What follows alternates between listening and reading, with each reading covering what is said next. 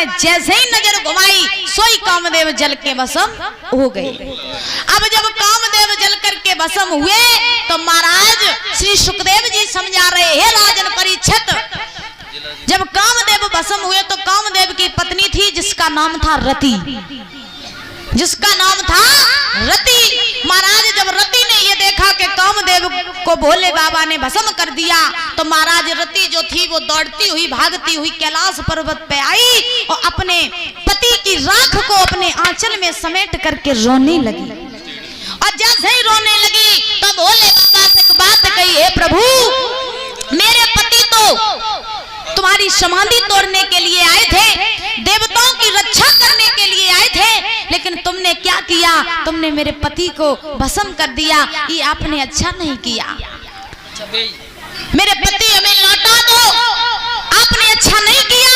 और महाराज अपने पति की लाश को अपनी गोद में ले करके उस राख को आंचल में समेट करके आज वो मैया रोने लगी और बोली, हे स्वामी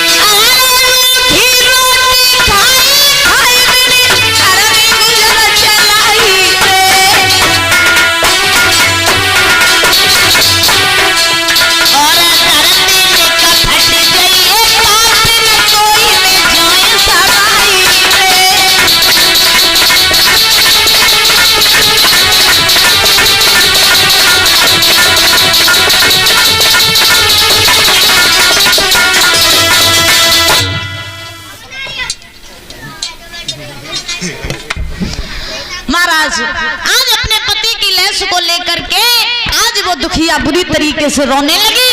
भोले बाबा ने जवाब दिया, रति रो ना, जो होना था वो तो हो गया। अब अपने पति की इस राख को ले जाओ, इसका अंतिम संस्कार करो जाकर के।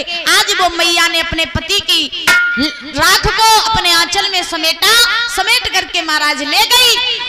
इधर सुखदेव जी महाराज समझा रहे हैं राजन परीक्षित।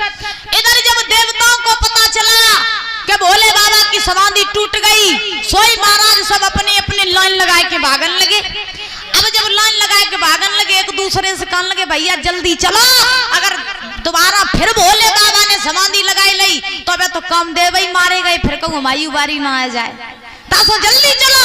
सो महाराज देवता जितने रहे सब दौड़ते हुए आए, सब भागते हुए आए और दूर से भोले बाबा ने कैलाश पर्वत पे खड़े होके देखो कि आज सबके सब देवता लाइन लगा के चले आ रहे, का कछु आपत्ति बाबा ही पड़ी।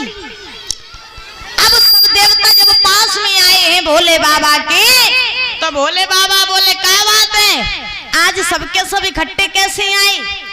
देवता बोले, भोले बाबा तुम्हें नहीं पता, तुम तो समाधि में लीन रहते हो। अरे क्या तुम्हें यह भी पता है एक तारक नाम का राक्षस वो हम सब पर अत्याचार कर रहा है और उसे मारने का केवल एक उपाय है कि अगर आप अपना दूसरा विवाह कर लो और आपके जो पहली संतान होगी वही उस राक्षस को मारेगी। जब भोले बाबा ने दूसरे विवाह का प्रस्ताव सुना, सोई महाराज भोले बाबा कहने लगे, देवता अगर तुम विवाह के लिए आए हो तो यहाँ से लौट जाओ, यहाँ से लौट जाओ। क्यों? क्योंकि हम दूसरा विवाह नहीं करेंगे।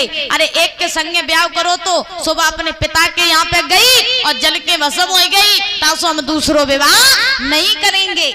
देवता हाथ पकड़ के हाथ जोड़ करके बोले, स्वामी मेरी रक्षा करो, मेरी टेर सुनो, और अगर आपने ऐसा नहीं किया तो हम सब मारे जाएंगे। प्रभु आप अपना दूसरा विवाह कर लो।